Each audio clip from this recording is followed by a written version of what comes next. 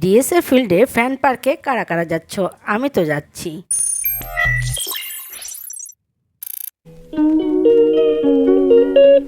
Hello friends, আমি কণিকা, শিলচর আসাম থেকে। Welcome to my daily blog. এখন দেখে কি মনে হচ্ছে সকাল? না, সকাল তো মোটেই না, পুরোটাই অন্ধকার হয়ে গেছে। এখন আমি লাইট জ্বালিয়ে রান্না করব, না হলে আর কোনো উপায় নেই। দেখতে পাচ্ছ একদম বেলা বাজছে একটা, কিন্তু পুরো অন্ধকার। আর এই ওয়েদারে খিচুড়ি ছাড়া আজ আর কিছুই চলবে না। খিচুড়ি রান্না করব আজকে আমি। তাহলে চলো শুরু করি আজকের রান্না বান্না। সকালে ঘুম থেকে উঠেই দেখলাম বৃষ্টি হচ্ছে, কালকে রাত থেকেই বৃষ্টি হচ্ছিল। এত বৃষ্টি, খিচুড়ি ছাড়া আর কিছুই খেতে ইচ্ছে করছে না। এমনিতেও আজকে স্যাটারডে, আমরা ভেজ খাই। তাই আমার হাজব্যান্ডকে বললাম যে যাও মিক্স সবজি একটা করব, তার জন্য সবজি নিয়ে আসো। কিন্তু প্রচুর বৃষ্টি হচ্ছিল, আমার হাজব্যান্ড আর কিছুতেই বাইরে যেতে পারলো না। তখন আমি বললাম বাদ দাও, খিচুড়ি তো আজকে খেতেই হবে, সেই সবজি খাই আর ভাজাভুজি দিয়ে খাই। তা না হলে শুধু যদি খিচুড়িও খেতে হয় তাহলে শুধু খিচুড়ি খাবো, কিন্তু আজকে খিচুড়ি খেতেই হবে। প্রথমে আমি চাল ডাল দেখতেই পারলে তোমরা, আমি ফোড়ন টোড়ন দিয়ে একবারে প্রেশার কুকারে দিয়ে দিলাম। এখন একটু ডালের যে ফেনাটা বের হয় সেটা বের করার জন্যই আমি একটু সময় প্রেশার কুকারটা বসিয়ে রাখলাম, যাতে ডালটা ফুটে আসে আর ফেনাটা আমি ফেলে দিতে পারি। তারপরে আমি প্রেশার কুকারটার মুখ বন্ধ করে ওইটার হুইসেল দিয়ে দেবো। ডালের ফেনাটা খাওয়া একদমও ঠিক না শরীরের জন্য।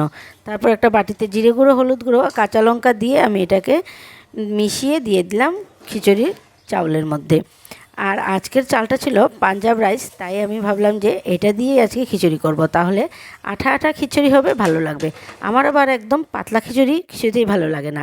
আর খিচুড়িতে আমি চিনি, লবণ সব কিছু একসাথে দিয়ে খিচুড়িটা বন্ধ করে দিলাম। এবার ভাজা করে নেব পটল ভাজা, আর তার সাথে করব আলু ভাজা, আর তার সাথে করব বাদাম ভাজা। আমার হাজব্যান্ড আবারও বলে গেছিলো যে পাঁপড় ভাজাও করতে। আমি বললাম যে এত ভাজাভুজি খেয়ে আমারও আর খেতে ইচ্ছে করছে না, আর পাঁপড়টা আমি আর ভাজা করবই না। আর আলু ভাজাটাতে আমি একটু মশলা দিয়েছিলাম, কারণ কি হয়, আলু ভাজাটা খেতে একটু মিষ্টি মিষ্টি লাগে, কিন্তু খিচুড়ির সাথে আবার আলু ভাজা না হলে তেমনভাবে আবার একটা জমে না। তাই আমি একটু জিরে গুঁড়ো আর একটু শুকনো লঙ্কার গুঁড়ো দিয়ে আলুটাকে ভাজা ভাজা করে নিলাম। এবার তো বুঝতেই পারছো, খিচুড়িও হয়ে যাচ্ছে, এদিকে ভাজাভুজিগুলিও হয়ে গেল। খিচুড়ির সাথে আর কে কী খেতে ভালোবাসো? আমি তো ভেজ খিচুড়ি হলে, ভেজ একটা সবজি আর কিছু ভাজাভুজি হলেই আমার খিচুড়িটা হয়ে যায়। আমার আর তেমন কিছু প্রয়োজন নেই। অনেকে আছে ইলিশ মাছ, তারপর নাকি ডিম মামলেট। আমার আবার এইসব দিয়ে খিচুড়ি খেতে ভালো লাগে না। খিচুড়িটা আবার নিরামিষেই বেশি ভালো লাগে। অনেকে আবার পেঁয়াজ দিয়েও খিচুড়ি খায়, আমার আবার এতটা ভালো লাগে না। আমার খিচুড়িটা নিরামিষ বা প্রসাদেই খুব বেশি ভালো লাগে। রান্না করতে করতে বেজে গেল 2:30, আর এদিকে আমার হাজব্যান্ডও এসে পড়েছে। তাই তাড়াতাড়ি করে আমার হাজব্যান্ডের জন্য থালটা বেড়ে নিলাম। এমনিতে আমরা কয়েকদিন থেকে কাগজের থালেই খাচ্ছি, তোমরাও দেখতে পাচ্ছ। কিন্তু আজ খিচুড়িটা এত গরম ছিল, কাগজের থালটা তো প্লাস্টিকের হয়, তাই আমি সেটাতে গরম ভাতটা দিলাম না, গরম খিচুড়িটা দিলাম না।